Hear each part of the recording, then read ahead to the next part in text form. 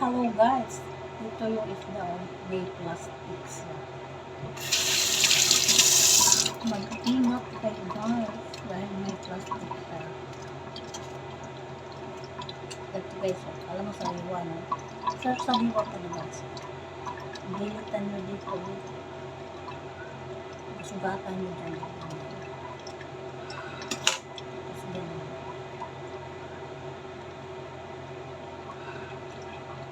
Prevention siguro ito para hindi siya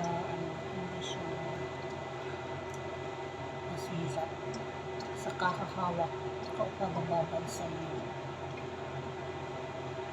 Ayan guys. Alam mo, isda din siya.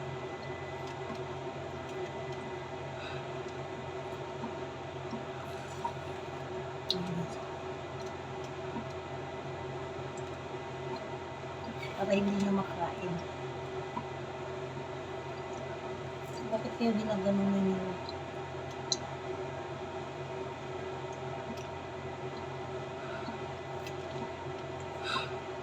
Hindi po.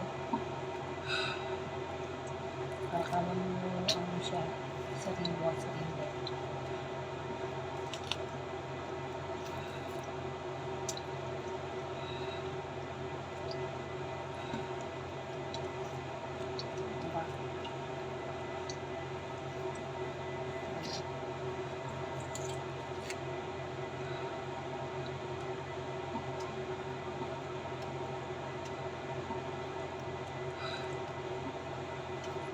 Isda mayroon ano, daya. Ba yan? Ibang mundo mayroon, grabe. Kala mo sariwa sa gasa. May plastic guys. Ito yung tunay na kulay na.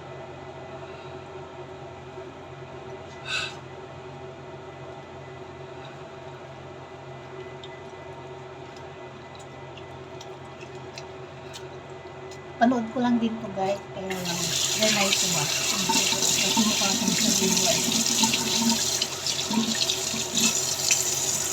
So, ito may plastic.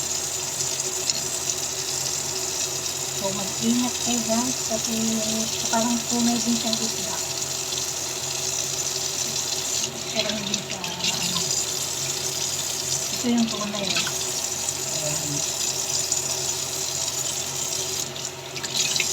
Alamin din sa isda. Sa paganda. Yung itong dalawa na tanong.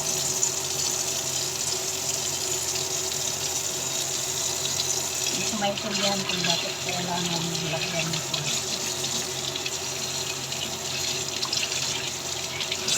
Yung guys. Ano, sariwan mo. Ganda. Kita nyo dun eh. Ano ganyan.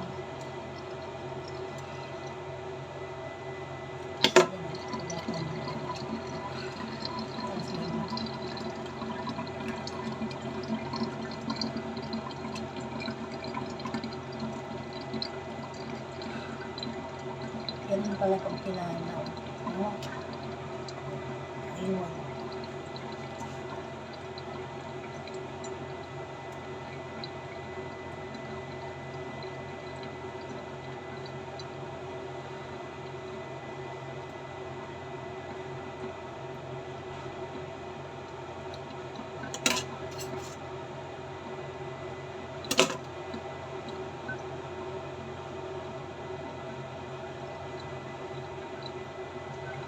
Ang itsura niya guys, medyo malabo.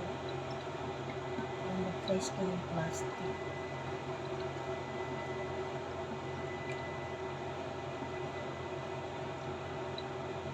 Medyo dikit to.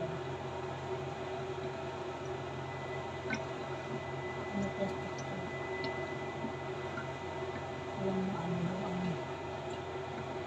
Dumikit na yung laman.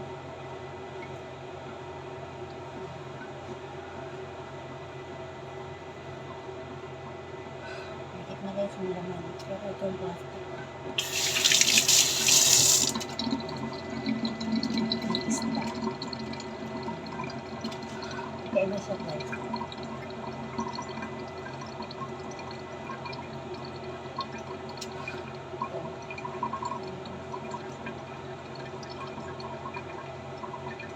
prevention siya para walang mabulok ng isda.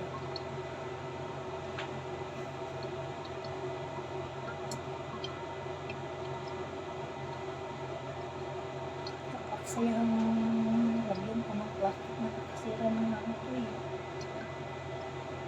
Sobrang nakakasira ng ano to guys.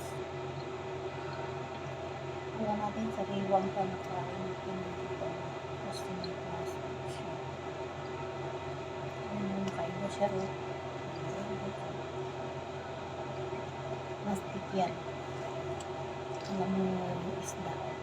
Hindi yan isda guys. Plastic siya. Kaya ingat guys sa ating pinagkain. May plastic ang isda. Ayan na siya guys.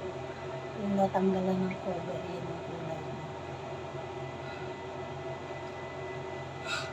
Buti nalaman ko sa ano po. Napanood ko guys. Kaya lang trinay ko kung totoo. Ito may plastic. Ayan mukhang ano ni guys.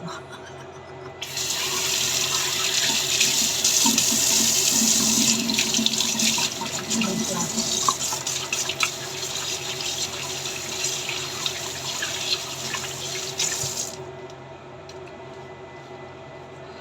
Yan lang guys, mag-iingat tayo sa ating mga kinakain, nakala natin fresh, baka sa gulay, ganun din. So be careful.